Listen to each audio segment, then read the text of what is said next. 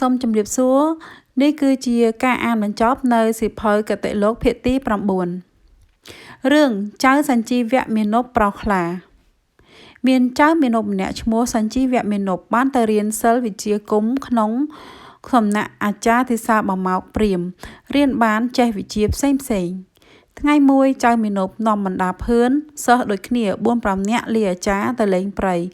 លុះទៅដល់ព្រៃស្រោងមួយឃើញសាកសពខ្លាទៅនឹងស្លាប់ថ្មីចៅមាណពចង់លបងសិលសាស្ត្រខ្លួនទៅនិយាយប្រាប់ភឿនថា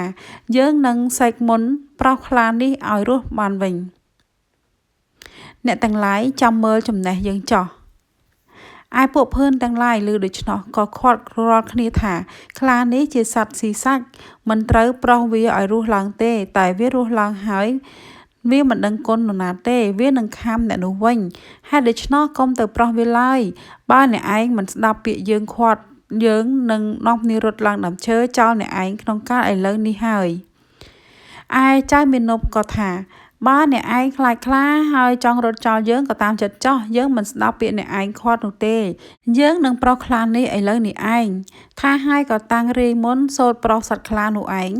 ឯពួកភឿនទាំងឡាយកាលបើខាត់ចៅមាណពនោះមិនស្ដាប់ហើយក៏នាំគ្នាឡើងដើមឈើទាំងអស់គ្នាហោងឯខ្លានោះលុះត្រូវវេទមន្តចៅសញ្ជីវមាណពហើយក៏មានជីវិតរស់ឡើងហើយឃើញមាណពនោះនៅចិត្តខ្លួន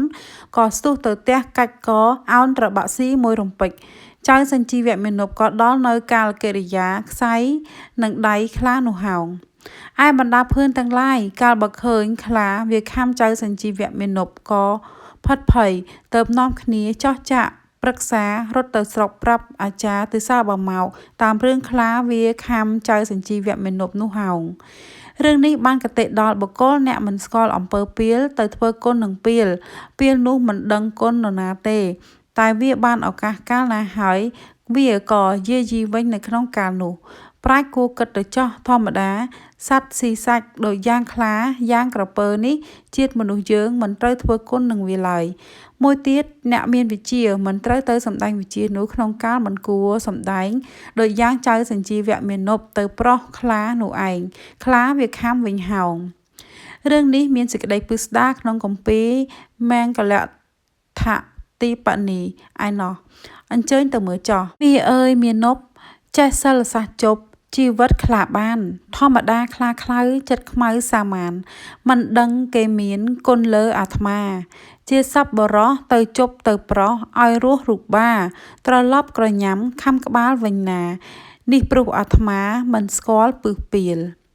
ចប់តម្រាសម្ដែងវិជ្ជាជួយអសប្បុរសជាគតិទី62រឿងបុរសម្នាក់ឈ្មោះចៅស្ពីធាតុមានបុរសកំឡោះម្នាក់ឈ្មោះចៅស្ពីធាតុនៅក្នុងជនបទមួយមានចិត្តស្រឡាញ់នាងកុលធីតាមួយចង់បានជាភរិយានាងកុលធីតានោះមានរូបសោភាជាទីគាប់ចិត្តនៃក្មេងកំឡោះទាំងឡាយសឹងចង់បាននាងធីតានោះគ្រប់គ្នាលុះនៅយូរមកនាងកុលធីតានោះមានជំងឺឈឺស្គមលឿងធ្វើការកិរិយាខ្សែបងពួកញាតិនិងមាតាបិតានាំយកសពនាងនោះទៅដុតនៅទីបច្ឆាតាមទំនៀមវង្សព្រាហ្មណ៍កាលនោះមានចៅកំឡោះម្នាក់ឈ្មោះចៅសមរណៈមាណពមានចិត្តស្ម័គ្រប្រតិព័ទ្ធនឹងរូបនាងធីតានោះក្រៃពេកណាស់គ្រាន់តែបានដឹងថានាងកុលធីតានោះស្លាប់ហើយក៏មានសេចក្តីសោកស្ដាយអាឡោះអាល័យក្រៃពេកទើបចាត់ចែងតែងអាត្មាទៅកាន់ព្រៃបច្ឆានាវេលានោះពួកញាតិទាំងឡាយតម្កល់សពនៅលើជើងថ្កពុំទាន់បូជាភ្លើងហើយនាំគ្នាទៅអាស្រ័យបាយឲ្យផ្ទះទាំងអស់គ្នាពុំមាននរណាមួយនៅរក្សាសពនោះឡើយឯចៅសមរណៈមាណពបានឃើញក្តាមមឈូសនាងធីតានៅលើជើងថ្កឥតមាននរណានៅកំដរដូច្នោះក៏លបបើកក្របខ្លះហើយចូលទៅដេកអោបសពនាងធីតានៅក្នុងក្តាមមឈូសដោយចិត្តស្នេហាស៊ូស្លាប់ជាមួយនឹងនាងនោះឯងឯពួកញាតិទាំងឡាយកាលបើរួចកិច្ចបាយហើយគេក៏នាំគ្នាមកដុតសពនាងធីតានោះតាមប្រវេណីសពទាំងពីរក៏រលាឆ្អឹងចូលជាមួយគ្នាហោងថ្លែងឲ្យចៅស្ពីធាតុកាលបានដឹងថានាងធីតាធ្វើការកិរិយាស្លាប់ហើយក៏មានសេចក្តីសោកស្ដាយដោយក្តីស្នេហាខ្លាំងក្រៃទើបចេញចាកគេហដ្ឋានទៅកាន់ទីបច្ឆាតាំងសោកអាល័យអង្គុយយំនៅទីរត់ខ្មោចនោះហើយក៏រើសធាតុដាក់ថង់ដោយគិតថានឹងយកឆ្អឹងនាងធីតានោះទៅឲ្យព្រះមហាឥសីលោកប្រុសជប់ឲ្យ ហើយយកធ្វើជាភរិយាមិនដឹងថានាងធីតាមានកិដេកស្លាប់ជាមួយឆ្អឹងធាតុនៅលាយជាមួយគ្នាឡើយចៅស្ពាយធាតុក៏តាំងប្រមូលធាតុទាំងអស់ដាក់ថង់ហើយស្ពាយដើរទៅកាន់ព្រៃហេមពៀនលុះទៅដល់ទីអាស្រមមហាឥសីក៏ធ្វើអាការៈតោមនស្សតូចចិត្តចូលទៅក្រាបសំពះព្រះឥសីថ្លែងសេចក្តីថាបបិទ្ធព្រះករុណាម្ចាស់ខ្ញុំព្រះករុណានេះជាមនុស្សកំព្រាឥឡូវភរិយាស្លាប់ចោលបងព្រះគុណអើយនាងភរិយានេះជាទីស្រឡាញ់ពេញចិត្តខ្ញុំបកណ្ណាក្រៃពេកណាស់បានជាខំស្ពាយធាតុយកមកដល់ព្រះករុណាសូមព្រះករុណាមេត្តាប្រោះជីវិតនាងឲ្យរស់ដូចដើមវិញខ្ញុំព្រះករុណានឹងបាននៅជាមួយគ្នាតទៅឯព្រះមហាមុនីបានស្ដាប់ពាក្យចៅស្ពាយធាតុដូច្នោះក៏អាណិតមេត្តាទៅទទួលថាអើចៅចាំយើងប្រោះឲ្យថាហើយក៏តាំងសមាធិបរិកម្មព្រះវេទៈប្រោះធាតុនោះឯធាតុនាងធីតានិងធាតុចៅសមរណៈមាណពកាលបើត្រូវរិទ្ធព្រះវេទពិសេសហើយក៏កើតឡើងជារូបប្រកបទាំងពីរចំពោះមុខព្រះមហាឥសីព្រះមហាឥសីបានយល់រូបស្ត្រីនិងបរិសដូច្នោះក៏សួរទៅចៅស្ពាយធាតុថាចៅអើយកាលដើមចៅប្រាប់យើងថាប្រពន្ធជាទីគប់ចិត្តស្លូតត្រង់នឹងខ្លួនស្លាប់ទៅតែម្នាក់ឯងទេឥឡូវនេះម្ដេចក៏ឃើញរូបដល់ទៅពីរយ៉ាងនេះរូបប្រុសនេះគេជាប្តីនាងនេះទេដឹងចៅឯងទៅរើសយកធាតុគេផ្ដាស់មកដូច្នេះតើយើងនឹងលើកនាងធីតាទៅឲ្យចៅឯងម្ដេចបានចៅស្ពាយធាតុបែរទៅឃើញរូបប្រុសនៅរួមនឹងនាងធីតាដូច្នោះក៏អន់ចិត្តគិតថាការនេះមិនសម្រេចដល់ខ្លួនហើយតែមិនសុខចិត្តទៅពិតពុទ្ធដីកាថាករណាម្ចាស់នាងនេះរស់ឡើងបានក៏ព្រោះខ្ញុំករណាខំអាសាព្យាយាមនាំយកធាតុវាមកដល់ព្រះករណាហើយបាននិមន្តព្រះករណាឲ្យប្រុសដូច្នេះត្រូវព្រះករណាប្រទានឲ្យខ្ញុំហោងព្រះមហាឥសីក៏តបថាការនេះនឹងលើកឲ្យដល់ចៅឯងពុំតាន់បានព្រោះមានប្រុសពីរនាក់យ៉ាងនេះតោងសួរចិត្តស្រីកណ្ដាលសិនថាចិត្តនាងតើព្រមស្ម័គ្រទៅនឹងប្រុសណាថាហើយព្រះសីលាក៏សួរទៅនាងធីតានោះថានាងចៅនេះគ្នាខំក្មេងគ្មៀតស្ពាយធាតុនាងឯងយកមកឲ្យប្រុសដើម្បីនឹងយកជាភរិយាឥឡូវនាងឯងរស់ហើយតែមានប្រុសកើតរួមជាមួយផងដូច្នេះតើនាងឯងនឹងទទួលយកប្រុសណាជាប្តីចូលថាទៅមើលនាងយើងនឹងសំគុំឲ្យឯនាងធីតាក៏ពិតពុទ្ធដីកាថាខ្ញុំករុណាយល់ឃើញថាអ្នកបងស្ពាយធាតុនេះគាត់មានគុណពិសេសទុកស្មាបិតាបង្កើតខ្លួនហើយតែអ្នកបងដែលស្លាប់ជាមួយរស់ជាមួយនេះឃើញចិត្តវិសេសណាស់ក្នុងលោកនេះរោគចិត្តប្រុសយ៉ាងនេះពុំមានហេតុនេះត្រូវព្រះករុណាផ្សំគុំខ្ញុំនិងអ្នកបងសមរណៈមាណពនេះចោះឯអ្នកបងស្ពាយធាតុនោះខ្ញុំទុកគាត់ជាបងធរឬក៏ជាបងបង្កើតទៅចោះព្រោះគាត់មានគុណបាននាំយកធាតុខ្ញុំមកឲ្យព្រះករុណាប្រុសរស់រួចបានដោយសភាពយ៉ាងនេះឯព្រះឥសីបានស្ដាប់សម្ដីនាងធីតាថាដូច្នោះក៏យល់ត្រឹមត្រូវពិតមែនទើបផ្សំនាងធីតានោះឲ្យជាភរិយានៃចៅសមរណៈមាណពតាំងចៅស្ពាយធាតុយកឲ្យជាបងធរស្រេចហើយក៏ឲ្យដំណើរអ្នកទាំង3វិលទៅស្រុកវិញហោងរឿងនេះបានគតិដល់បុគ្គលយល់តែផ្លូវបានលៀបចំណែកមួយមិនដឹងជាលៀបនោះមានអាការៈយ៉ាងណាប្រាជ្ញមានប្រាជ្ញាគួរគិតទៅទៀតចោះជនអើយជនជាតិជនខំក្មេកគ្មៀតស្ពាយធាតុយាត្រាទៅរកតាបោះឲ្យប្រុសកញ្ញាដោយចិត្តគិតថាខ្លួនជាប្តីមិនដឹងមេរយាទឆ្អឹងប្រុសលាជាតិនិងធាតុប្អូនស្រីស្រេចតែលោកប្រុសរូបរស់ជាប្តីឃើញរូបប្អូនស្រីមានប្តីនៅហើយស្កុនអើយស្កុនស្កាត់ស្កុនសោកវិបត្តិខានបានរោងខ្នើយមិនដឹងកលស្ងៀតកុនលៀតប្អូនហើយកុនលៀតប្អូនឡើយបានគូគៀកកាយរួមរូបវេណីបងអើយបងជាតិបំណាប់ស្ពាយធាតុមកដល់យោគីឥឡូវបានគេនឿយតែអន្ត្រីសាច់មិនបានស៊ីយកឆ្អឹងជួកចប់តម្រាសាច់មិនបានស៊ីយកឆ្អឹងជួកជាកតិទី63រឿងខ្មោចចូលដប មានខ្មោចប្រុសមួយអាស្រ័យនៅក្នុងទីមួយបានឃើញប្រពន្ធអ្នកចំការម្នាក់កើតចិត្តគួចប្រតិព័ទ្ធស្រឡាញ់នាងនោះលុះពេលណាប្តីនាងមិននៅអាខ្មោចនោះវាផ្លែងកាយនិមិត្តជារូបប្តីនាង